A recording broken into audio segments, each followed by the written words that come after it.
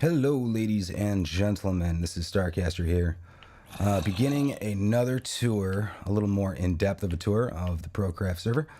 1.14 just came out, so a lot of things are changing around here quick.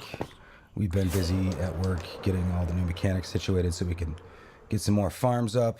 But as of right now, everything is coming together nicely. This is a copy of the world. I just downloaded it because I'm going to flip over into creative in a little bit and give a flyby of our testing area of our main area here and kind of the intro to the server. So we're going to get started right here today in the main spawn area. This is after you get out of the tests.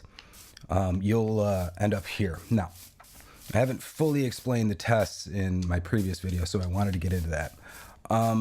When you spawn into the realm, when we invite you to the realm, because we are very particular about who we let on here, you'll have to go through a series of challenges, okay? And in those challenges, you get tested, and the people who pass can come out into the main world here and begin their Minecraft survival journey. Okay, so when you spawn in, you're going to be right on the ender chest, which is actually kind of convenient. Generally speaking, most people will meander over here and get, a book, and this will give you the information, a lot of the different farms, etc., etc., etc. I'm not going to get into that too much. So after you get this, you'll read, hey, I got to go sleep, otherwise I'm going to end up back at the test. I don't want to do that. Who broke this tree? Sharks. Boop. Whoop. You're gonna go in here and set your spawn. After that, it's up to you to get a place. Is usually a starter house is how everybody rolls around here. That's what most of these places are. Some of them are shops, some of them are community farms. But after that, you're gonna read the book, get yourself situated. Okay, at this point, you probably got a couple of members around you that are gonna give you a tour. But for those of you who can't join or won't join or didn't pass the tests, we'll give you a tour here so you can kind of see what's going on. This is the community bank. Banking isn't something that we're actually doing right yet, but we're working on it. The vaults are going to be down here. The mail system's right here. I haven't quite wrapped that up. That's a command block thing that my boy Evil Guy 50 has to work on. And we're almost done. We just gotta set everybody's mailboxes up. It'll be kind of cool. You can share items, pay people, etc. Over here is a listing of all the different goods and services. Everybody can come over here and advertise their different shops, their areas. There's actually a couple of people who need to put some information in there. But anyway, right now we're playing with about 10 regulars. We're doing it kind of Hermitcraft style. It's an economy-based server, community base, and as you can see, everything's pretty well spread out over a 7x7 fully zoomed in map area. Forgot I did that. Our bank teller.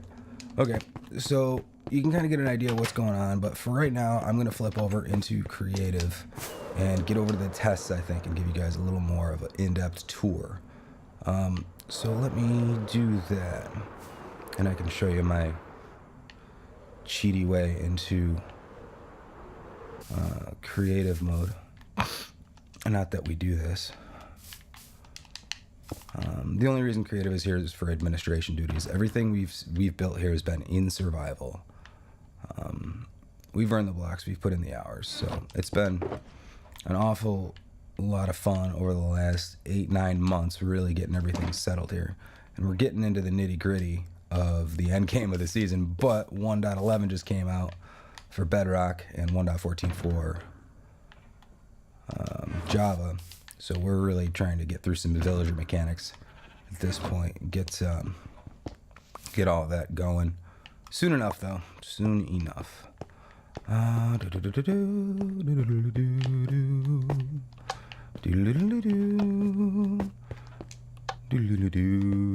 we go.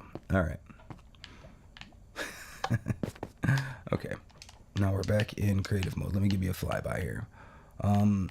first thing I want to do is give you a rundown of some of these community builds around here. Over here is a community micro farm area, bamboo, sugarcane, chicken cooker, just a couple of things. So, I mean, easy way to get yourself going. Wheat and beetroot farm over here, of course, just a little dispensary, bone meal activated farm for the skeleton farm, which is over here. And iron farm, which no longer works. We're gonna have to transport these villagers and get some golems spawning again. We were doing pretty good with this. This is your basic run-of-the-mill iron farm. A couple of shops. Let me point you through a few of them. This is the iKit shop. They will sell all sorts of shulker boxes, kits with elytra, etc. Zam, one of our admins who hasn't been on in a while, jerk, and Irish built that. They did the grind. The end grind was real. Infinite villager breeder, which doesn't seem to be functioning anymore, of course. We're gonna rebuild this unit right here, and that should be pretty straightforward. Evil's little starter house. This is new guy, I can't remember his name. This is Evil's map art shop, which is great. I love it. It's a missing texture style, if you know what that is. This is the bookshop.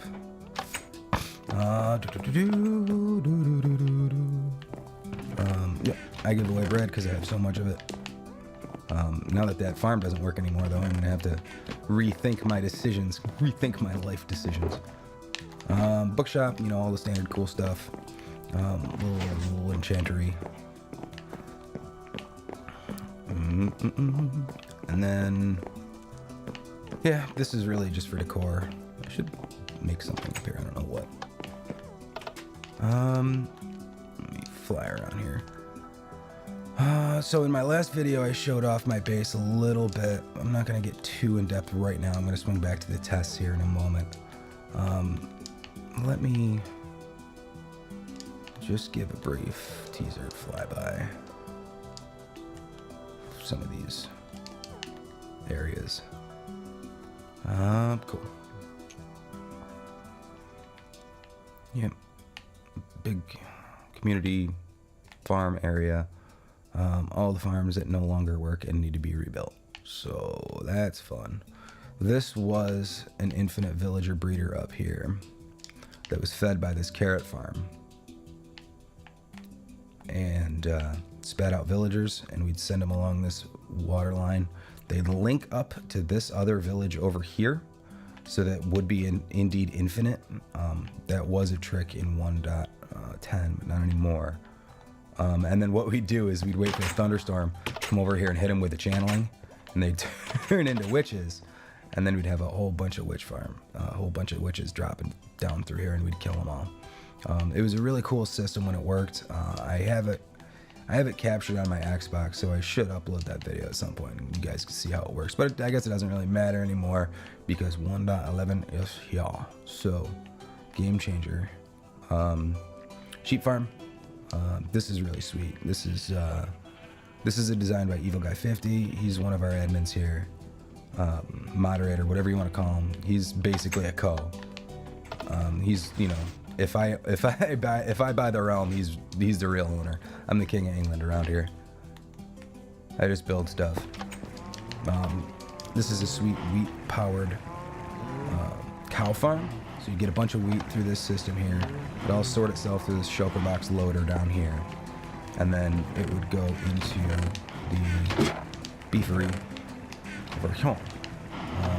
So it's pretty efficient. I ran the heck out of this before the update, so I got plenty of wheat. So cows aren't going to be a problem anymore. I am going to have to figure out how to get a wheat farm up and running though. Again, the challenges of an always updating game. And as if the game's not infinite enough, they got to keep changing the mechanics, right? Over here is a villager trading hall, which you do have to pay to get into. Basically, we have passes, so you just drop your pass in the dropper and you're good to go. But 6 diamonds will get you a pass to get in, and usually we change it every 2 weeks, but we've been super lazy on that lately. Let me just pop in the side here.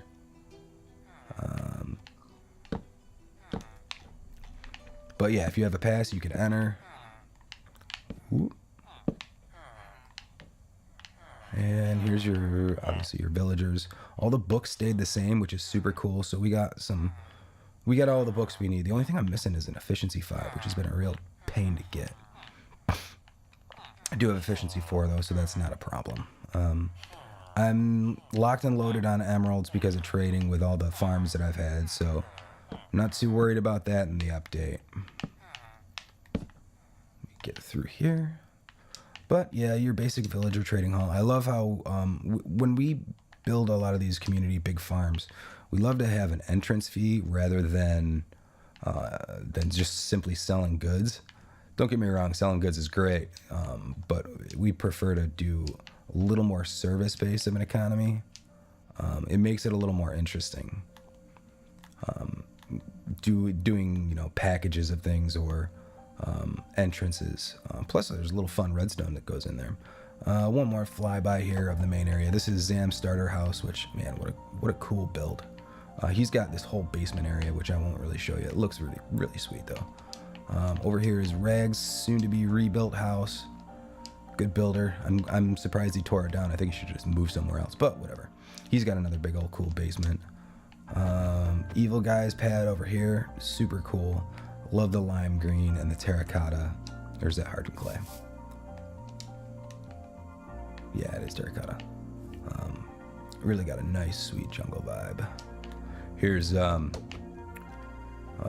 Bull's house, who played for like 2 days. Patty, who still needs to come back and build his stuff because he is a fantastic builder. He's been popping on, I think, and chipping. Yeah, he has. Look at this. He's been chipping away. Quiet Colt, I believe. Big sugarcane farm. He had villagers over there, but we had to kill him. He hasn't been on in a little bit, but we'll see him around.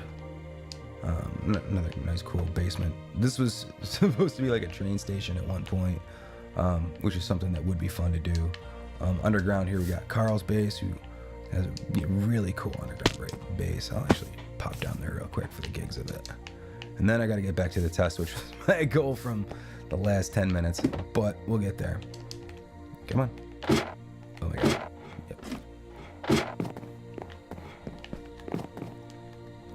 Yeah, just a nice underground pad. This was a cool build. I really like the way you put this together, just because of what it was. Especially at the time, because it was early in the server. Okay, where are we going now? Let's go. Yeah, let's go back to the tests, and I'll give you a run through there. How am I gonna do it? Yeah, give me a second here. Whee!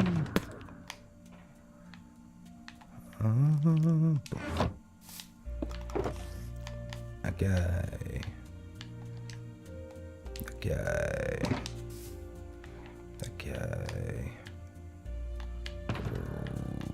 There. Okay. This is like our main command area. Actually, before I get in there, I want to talk a little bit about some of Evil's mad science over here.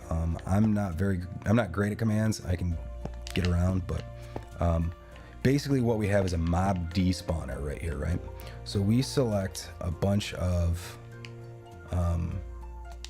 mobs, and what we do is we despawn mobs at a radius of an armor stand radius or an execute command at, what is it, 96 to 100 blocks away from that player. So what that means is mobs basically properly despawn like they should in Minecraft, but they don't in Bedrock for some reason. Your density cap gets smashed and mobs don't spawn anymore because there's very complicated and convoluted, actually, mob spawning mechanics. It makes it so you can't have cave mob spawners or overworld mob farms, but we did get a solution for that, so I'll get there in a little bit. But first, let me get to the tests, and I'll give you a brief rundown of how it goes when you get into the server. So this is basically 0, 0. Okay, so when you spawn in, you will be in this general vicinity right here. And what you do is you go through these tests. These are simple true or false or yes or no questions. There's 4 different categories. I'm not going to go through them, obviously. For new players who kind of want to get in, you're going to have to do a little bit of a multiple choice. You need 8 out of 10 to pass. And you come up here, get a little rules and regulations, and then you are out. The next test is up. Oh, why did we build this so high in the sky? I don't know.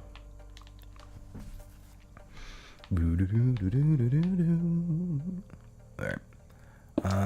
Yeah, poke my way in here.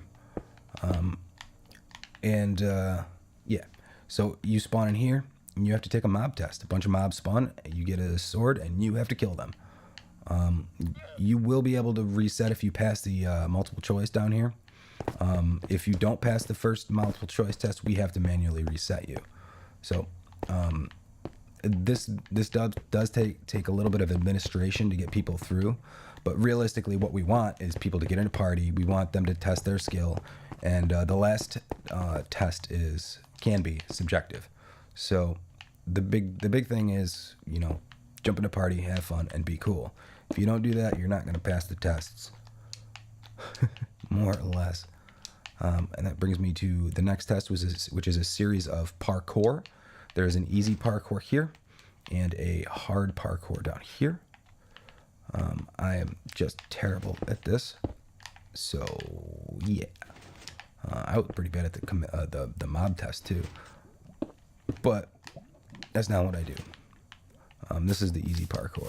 So, you can, you know, beware. Who's the jerk? Let me just run through it. Why not? I'm right here. And then I die. Yep, see, I fly over in creative. And then up and out. It is not an easy test. So be warned, there is quite a lot to it. You better be quite good at parkour to give this a go.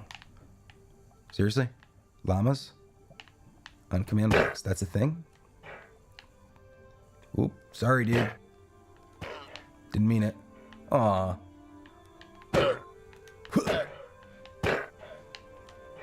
Yeah, right. Alright, forget it. The last test is you need an admin to pop you through into it. If you don't want to do the parkour, or if nobody's here, you're not going to be able to get into this. You're going to have to wait for an admin. But that's the deal. This is subjective. This is a build test. You pop in here. We put you into survival. We stick you in this area. We give you some materials, and you have to build something.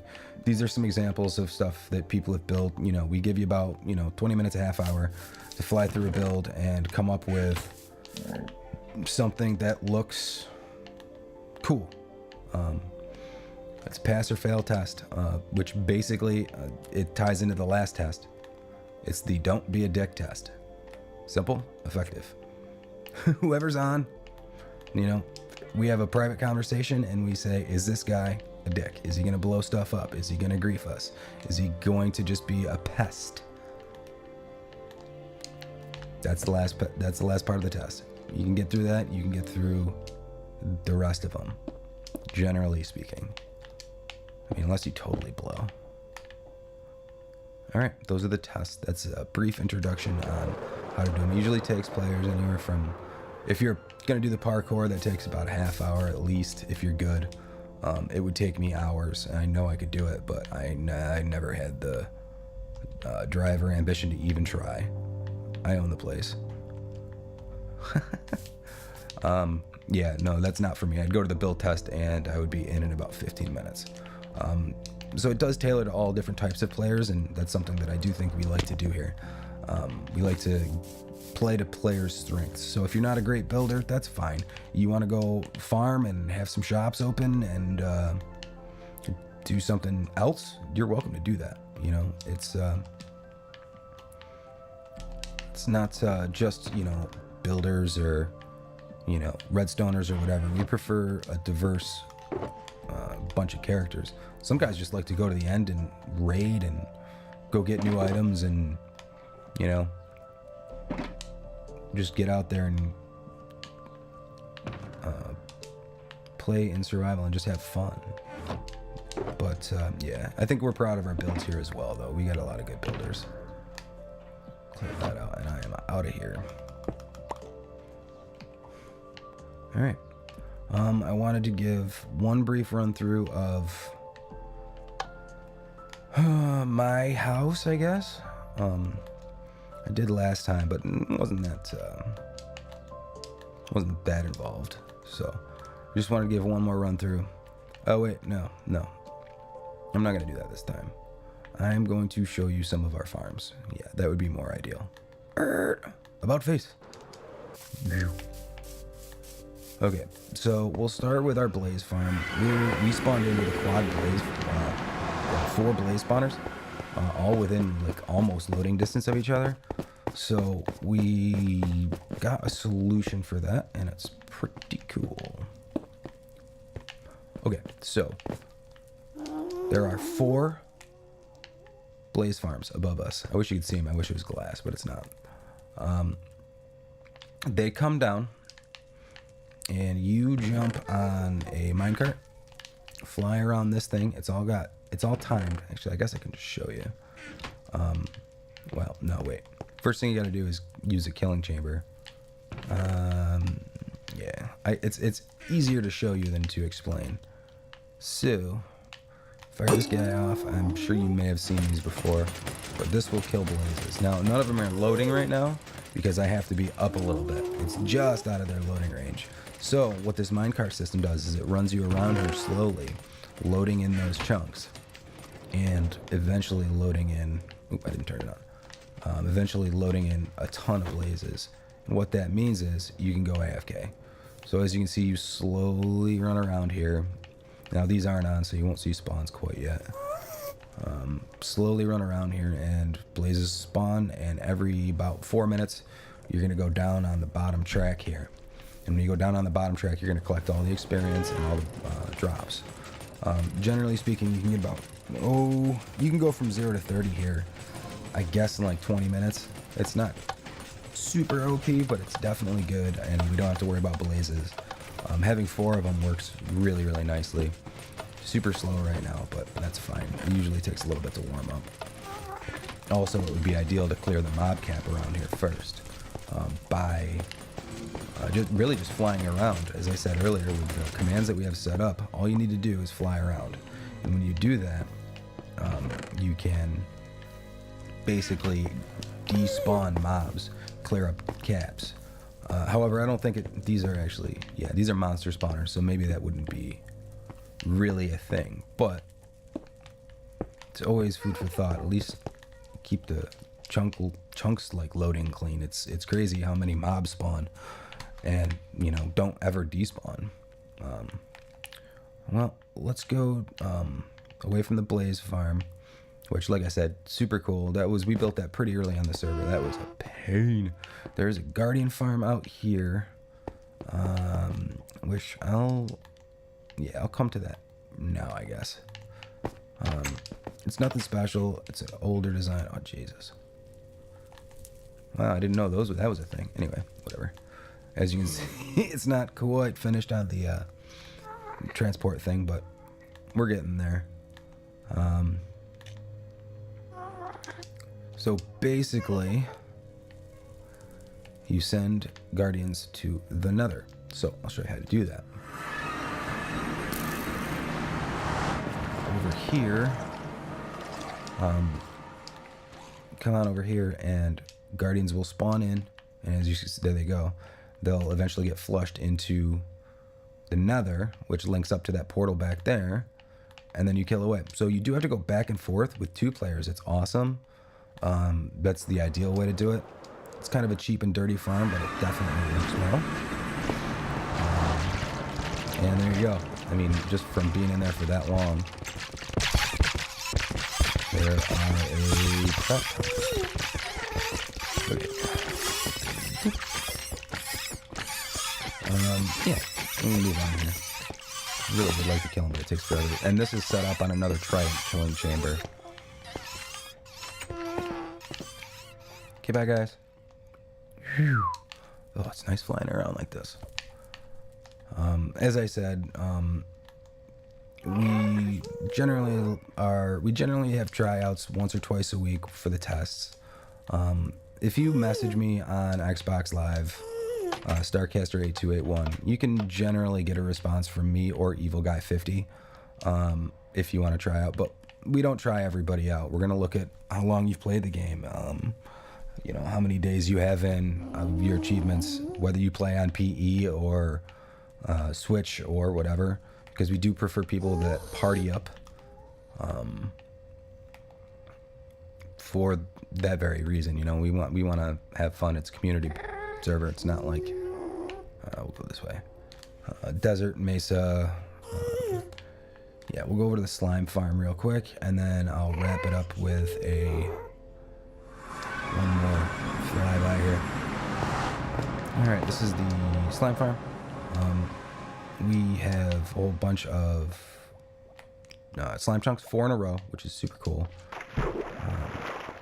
They won't really spawn that great right here, but you can see them kind of, you got to be above them, kind of out of their range. There's a AFK spot, but they all track towards the golems and fall down and die, and there's their water source. Takes their slime balls, as it were, and sends them over here. Nobody's really AFK'd here. Once we got it set up, it's just kind of been here for when we need it, which is cool. It does work. And then over here, one last farm to show you. I built this on Groova Guy's tutorial. Yeah. I don't like flying out of this chunk because I have everything lit up underneath, but yeah, this is a 1, 2, 3, 4, 5, 6, 10 chunk overworld mob spawner. Everything here is chunk aligned. It's chunk perfect. That way, that means if you leave this chunk, you don't have to worry about spawning mobs outside of this perimeter, because basically we've built a cave perimeter down here with lighting. We just lit the heck out of everything down here for I don't know how many chunks in any direction. A lot. Oh man, but enough. There we go. Now you can kind of see. Yeah, everything flows down here. They all just drop and die. You get everything. In the daytime here, you'll get all sorts of fish and squid, which is actually nice. I keep pillaging the squid. Really what we're looking for here is gunpowder. And we do get a fair amount of gunpowder here. If I AFK here overnight, I'll come back to, 10, 12 stacks of gunpowder, which isn't a ton, but that'll darn near fill up a shulker box with rockets. So it is efficient enough. It is AFKable, which is important on a server like this. You got a lot of hungry mouths, a lot of people flying around. It's nice when you can get to building in the end game after you do this. You do something like this. But gunpowder's a problem on Bedrock. Everybody knows it is. Survival's a problem. Jeez, I mean, you can't really be as OP as Java Guy, which I like the challenge of. I do. Okay, cool. Those are, I think all of our farms. Yeah. I'm gonna round up the tour here on my base, which I've worked way too hard on, but it came out great. I'm super happy and proud of it. Yeah, I'm just gonna walk around for a minute. You can see the decoration and the work I put into each individual room and the transitions and my block palettes, the way everything came out. I kind of tried to divide this place a lot rather than leave it open. So yeah, I don't know. It kind of worked out really good, especially with all the little. Plus, I mean, it was a big build. After I built the skeleton, I really didn't know what to do, so I just chipped away at it room by room, and this is how it kind of came out. I do have a lot of little hidden stairs and such around here, which always is nice because it's a big enough place that you can totally get turned around in if you haven't been here before. Again, a map of the server. This is us over here. Yeah. Let me bounce through here, and then I'll give you a tour of the farm, the chapel, and the lighthouse, and we will be done for the day. I did want to do this. I do want to continue to draw new interest from new players. We got a lot of good people on board right now, and we want to continue it, especially moving towards the end of this season. We really, really want to round up a good roster of players for the next season of ProCraft. That will be in about 4 months, if I had to guess. So there's plenty of time left to get on here and really get moving, have some fun. Here's my storage system. I didn't show it in the last one. These are all automatically sortable. So back here I have my own, Evil and I designed this storage system. Dropper Vaders. It's a little bulky. He's made a better one and he won't release a video on it. He really needs to. It's over here. I'm not going to show the guts of it because he would probably kill me, but it's a 5x15 stackable sorting system. Basically you have to fill all these up and items will filter through them. But yeah, it's fast, it's clean. I use shulker boxes. You can use chests, of course, but it's like this, only way more compacted.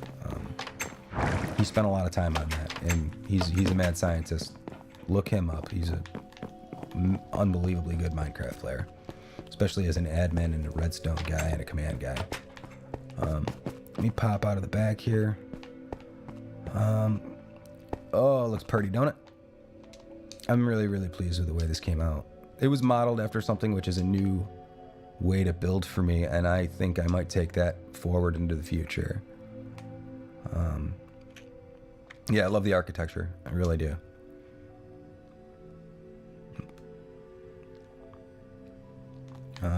The palette works good in this texture pack. By the way, this is Vanilla BD texture pack we're using. We were a big Pure BD fan, but if you look close, you'll notice every texture is high res. It's not pixelated. It's much smaller pixels. Pixeled, much higher pixel density on each block, which gives it a real nice, smooth, easy on the eyes look. This is the cathedral I built along with this. Obviously, same style, a couple of different touches. Yeah, let me walk on in and give you a little look at the inside. It's nothing too fancy in here. I really wanted to leave it kind of, what's the word? Not noisy. That guy shouldn't be in here. I guess I gotta work on some lighting, huh? Yeah, I thought it came out great. I think it's a really cool build. Really fits the whole area. And I want to make a monument here at some point to the players that have come on and played. Here's a farm. I want to have everything, but I don't. So I'm just trying to gather animals and such as I go.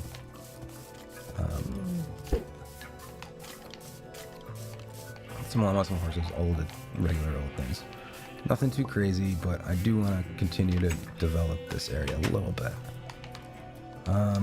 Over here is the lighthouse, which I thought, let me back up and give you a little.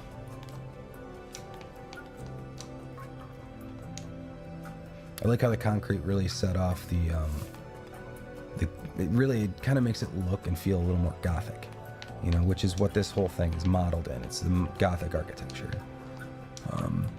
So you got to carry it forward, and I actually did a little research on architecture to do some of these builds. Which, if you want to get good at building, it's a good tip for you. Learn a little bit about architecture. Learn a little bit about design. And the last place on my little main area here is the lighthouse. I don't know why I built it. I kind of looked at the thing and I saw, hey, that would be a great spot for a lighthouse. And voila.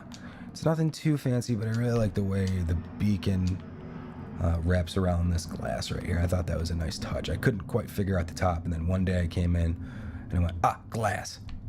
Bingo. But yeah, I think we're getting close to wrapped up here. One more thing, this is the PvP volcano. In here you can, if you want to do some PvP, challenge each other to a duel, as it were, set your spawn and you can get hacking. It looks kind of like just open and natural, but I kind of did a little building around here so that if you're using bows you have cover, and like moving around is like kind of a thing. So it does kind of it does serve its purpose. I'd like to expand on this idea a little more, maybe do something a little more fancy, but I do like the natural look of it for now. Off we go. Cool. All right, well, that's about it, kids. I don't have too much more to offer. If you'd like to try out, feel free to send me a message on Xbox Live. My inbox is getting blown up lately. I'll throw something in the description with my name, maybe Evil's name. If he's a real socialite, so he'll be willing to help you out if I'm not available. Like I said, we try to run tryouts a couple times a week. We don't give out the realm code or anything like that. We prefer to keep that close to the vest so not anybody can join. So it does keep the tests pretty well locked down so that the people are on here have been properly vetted. They know what they're doing. They're good players. That's why we call it ProCraft. We want everybody that comes into here, if not be a good player, be willing to become a good player and be a good dude. Here's a guy, MacMan. I didn't show off earlier. Man, what a builder. Forgot to swing by here. Mr. Void.